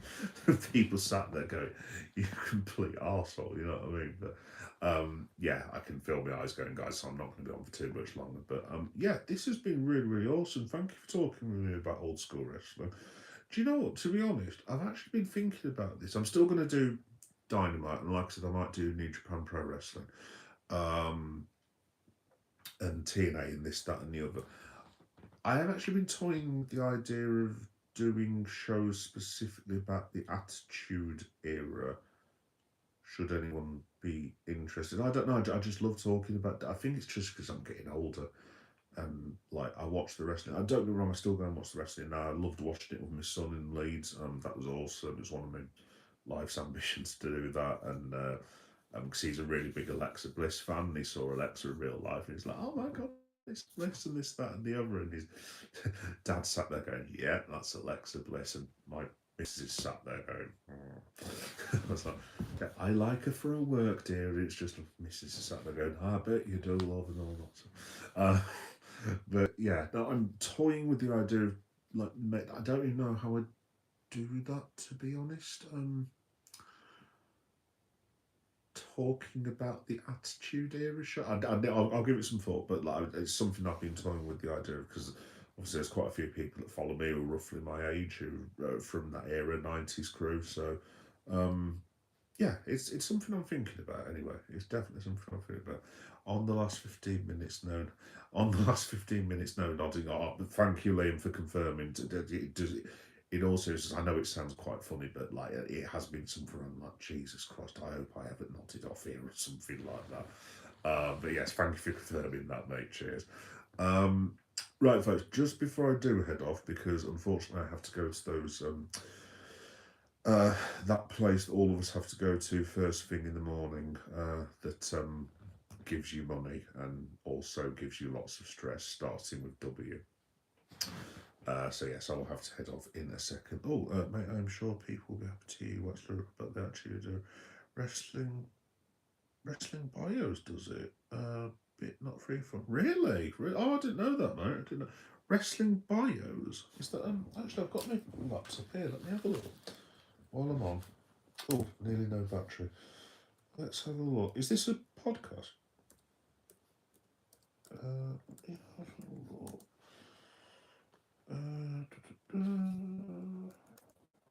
It's probably something really obvious that everyone says about, isn't it? That I just don't know anything about.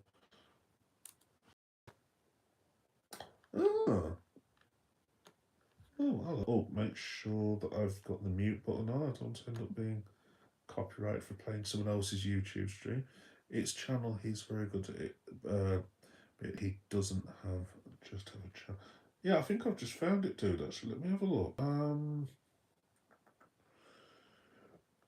Wrestling Bios, home of Reliving the War, covering mainly WWF, WWE, and WCW. I'm guessing that's the one. Wow.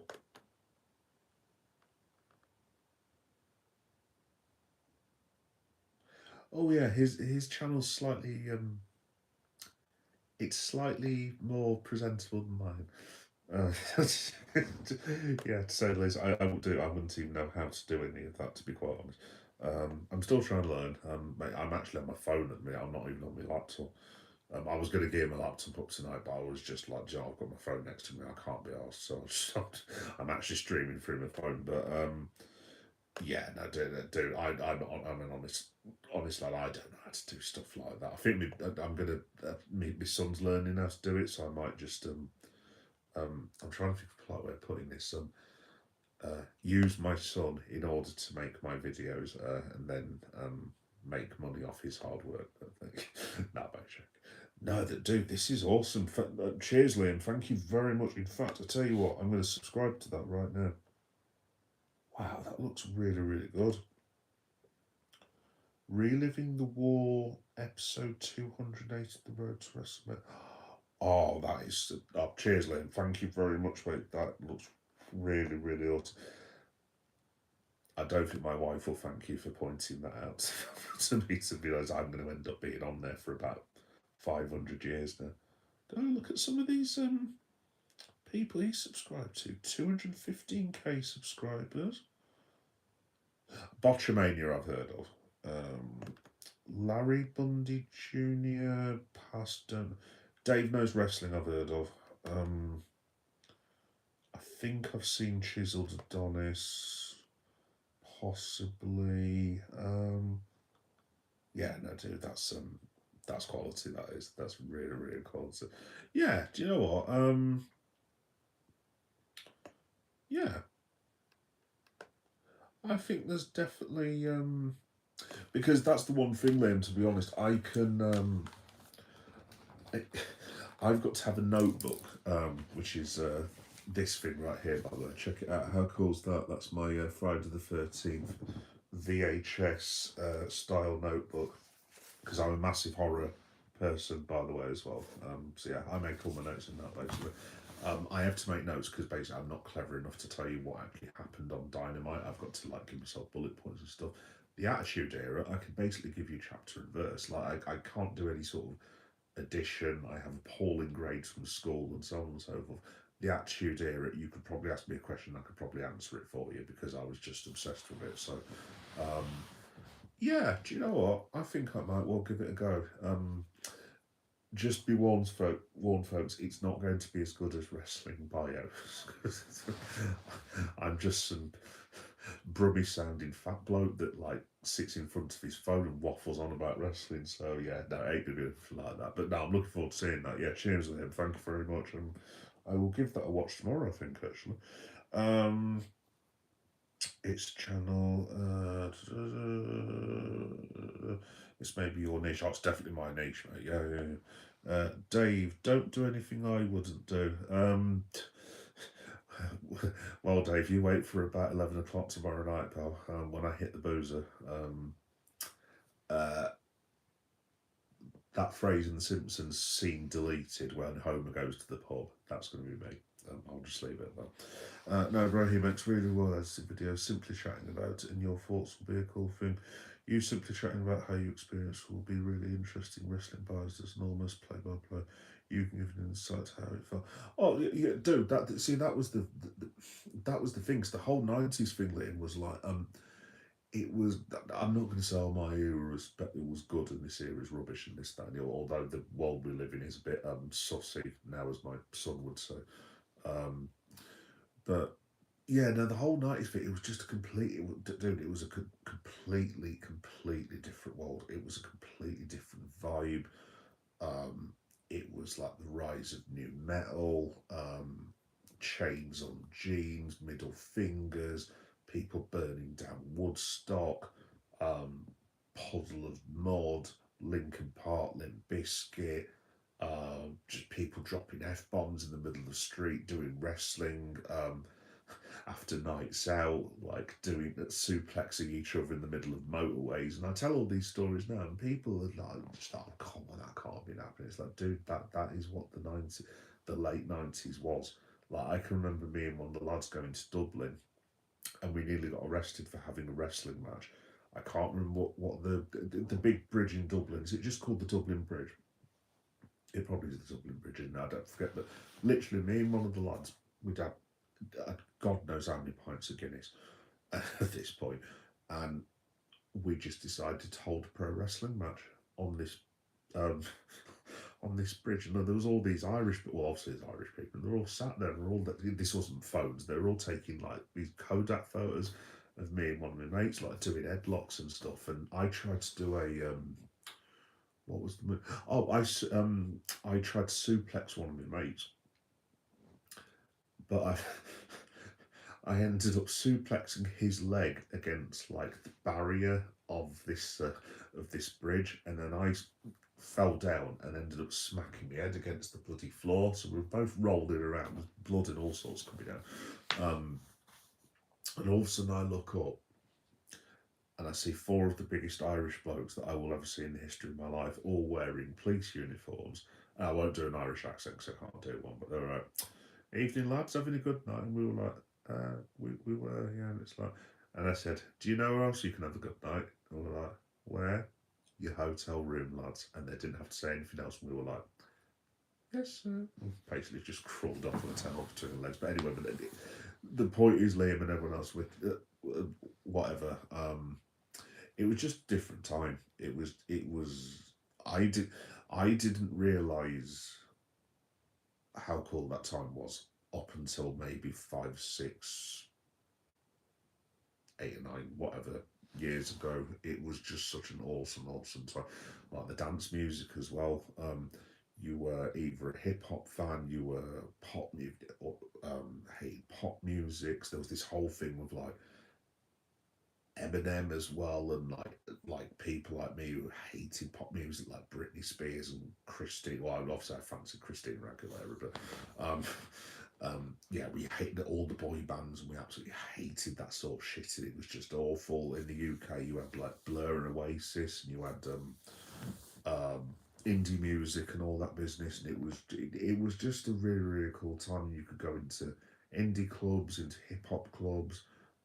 You had the rise of dance music, Faithless, I can't get no sleep, all that business, and it was yeah, it was just yeah, it was such a cool time.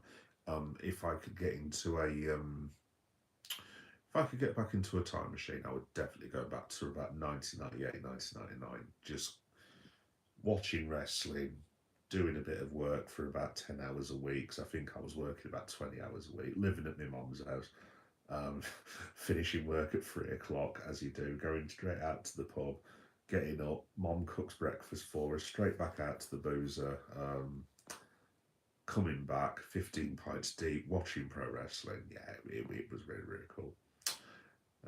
Not quite so cool now, but yeah, still not too bad. But yeah.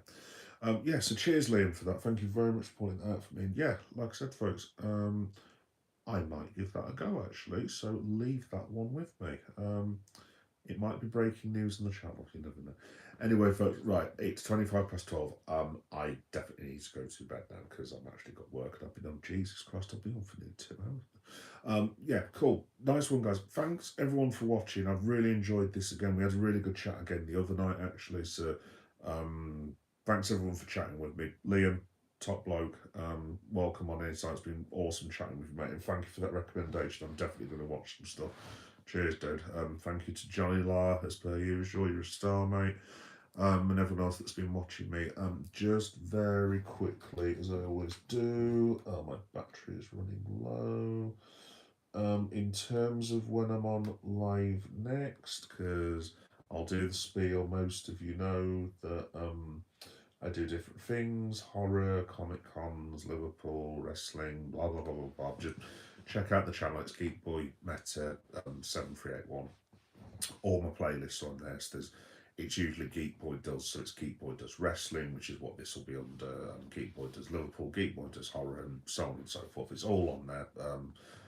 If you want to like, subscribe, great. If you just want to come in here and chat and have a chat, anyone's up for chatting about the 90s, Attitude Era, anything like that, you're more than welcome to join me. It's been a pleasure talking to you guys. Just very quickly, this week, the next time I'll be on live will be the Late Night SmackDown show, which is Saturday night at 11 o'clock. I'll be doing a live reaction to Man City Liverpool, probably about 10:30. I might be a tiny bit possibly. I'll be doing live reaction to Monday Night Raw next Tuesday. I'll be doing another Liverpool live reaction to Sunderland versus Liverpool, which I'm not looking forward to because it's at Sunderland. God.